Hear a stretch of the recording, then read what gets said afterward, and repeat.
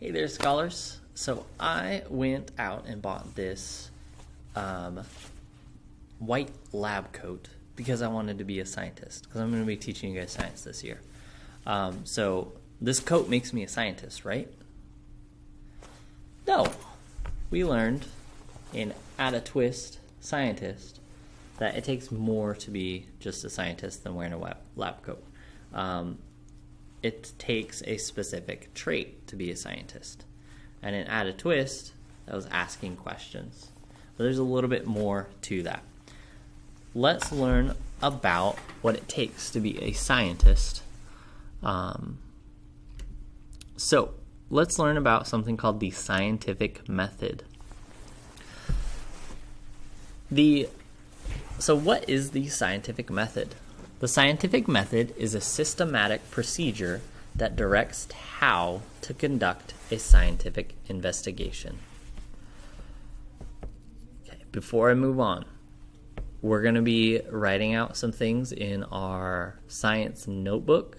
If you do not have a science notebook or you don't have it right now, pause the video, go get your science notebook, or grab a piece of paper and then keep in a folder or something your collection of science notes. This is going to help you throughout the year to be able to refer back to these notes. So make sure you're taking notes during this. So again, scientific method is a systematic procedure that directs how to conduct a scientific investigation. So you should write that out. The things that I'm underlining are kind of the highlights, the really important parts, so you should make sure to write them out. So the scientific method directs how to test a question. Make observations and collect data from a conclusion. That should say from. The scientific method is important because it directs how to generate evidence upon which we can build scientific knowledge. The steps to a scientific method is you observe something and then you ask a question. You have a wonder, you're curious about it. You ask a question. You form a hypothesis, perform a controlled experiment, collect and analyze data, and form a conclusion. Now let's take a look at what each of those mean.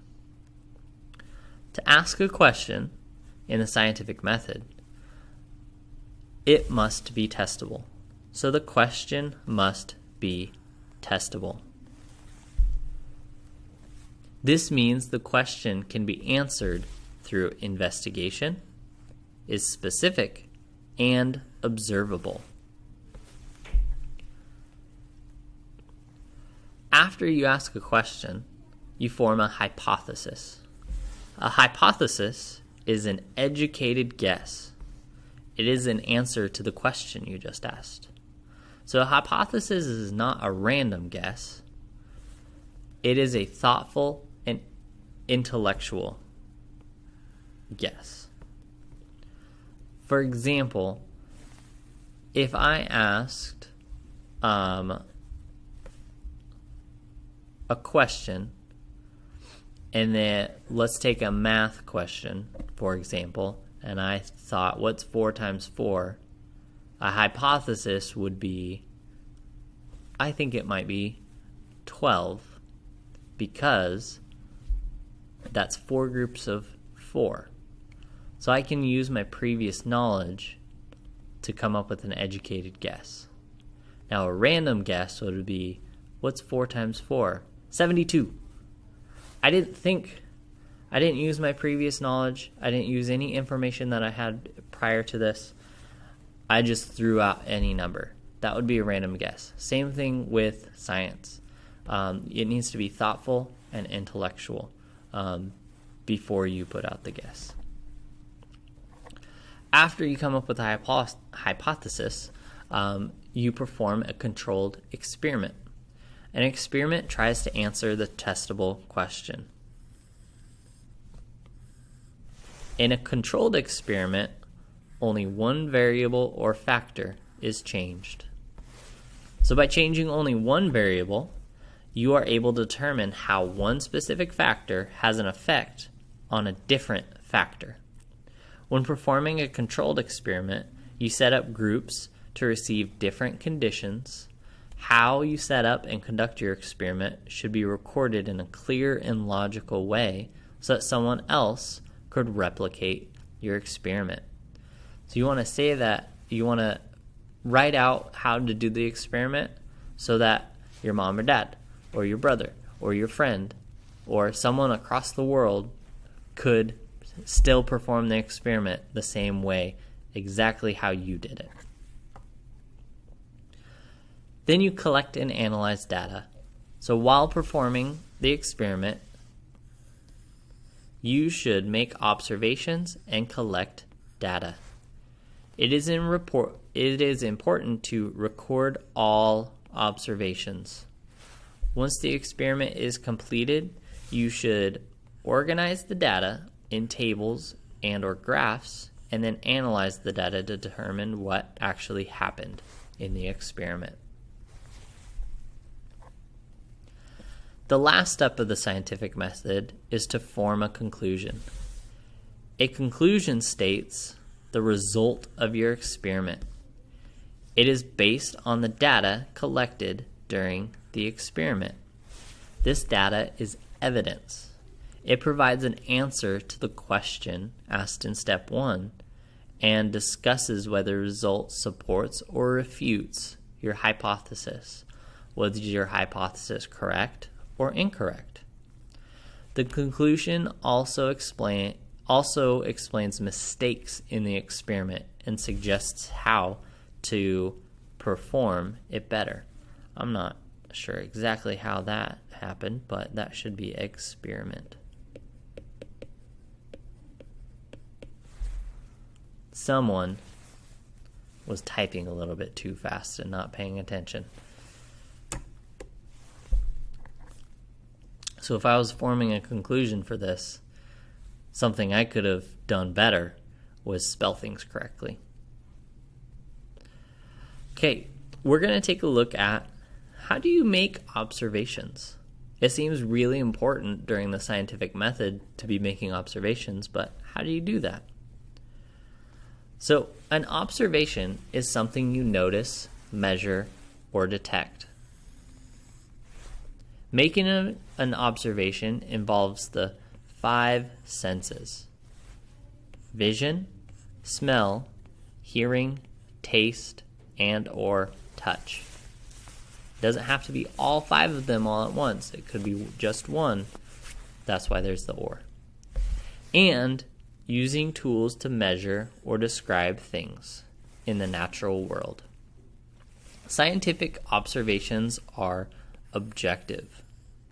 This means they are based on facts and not opinions or personal beliefs. They are not judgments or evaluations. For example, I think this tree is beautiful is not a scientific observation. The tree has red, orange, and yellow leaves is a scientific observation. Now there's types of observations. There are 2 types. Something called qualitative and quantitative. Again, I'm misspelling things.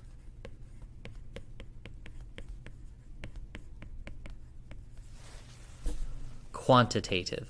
So there's qualitative and quantitative. Now you may ask, what's the difference between the two?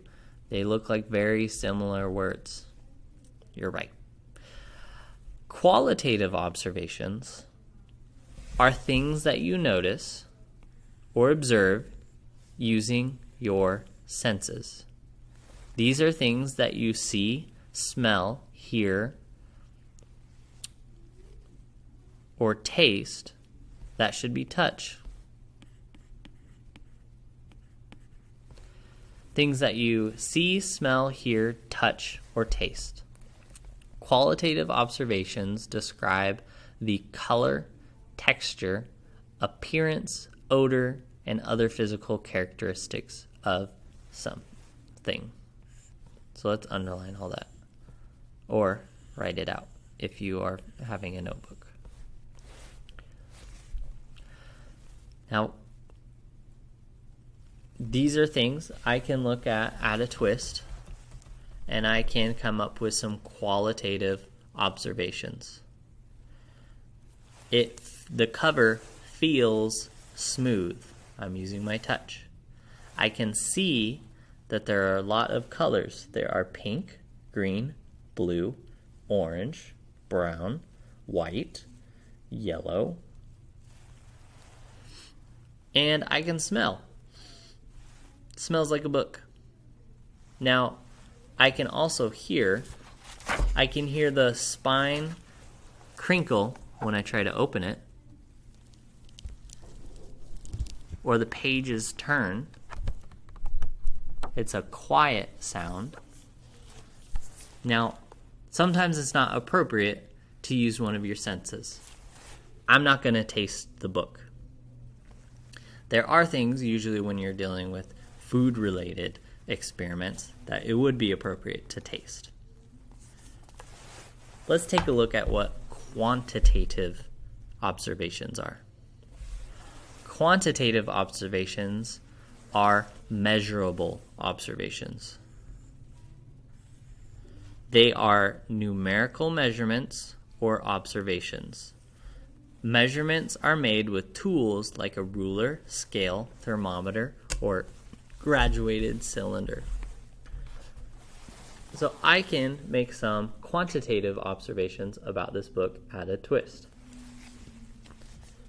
There are, it doesn't give me the page numbers. I can use my ruler and tell you that this book is about 11.5 inches long. It is 9 inches wide, and it is only half an inch thick. Those are some quantitative observations. Why are observations important to science? Making observations is an important skill. Scientists rely on observations to describe or explain things in the natural world. They also make observations in order to ask questions, and then test those questions with scientific investigations about the natural world. So it's kind of like a cycle.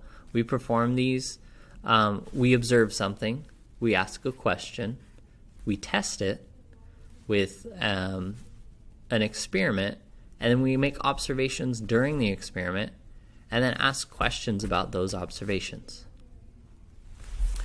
All right. In our next lesson, we will be practicing making observations. See you next time.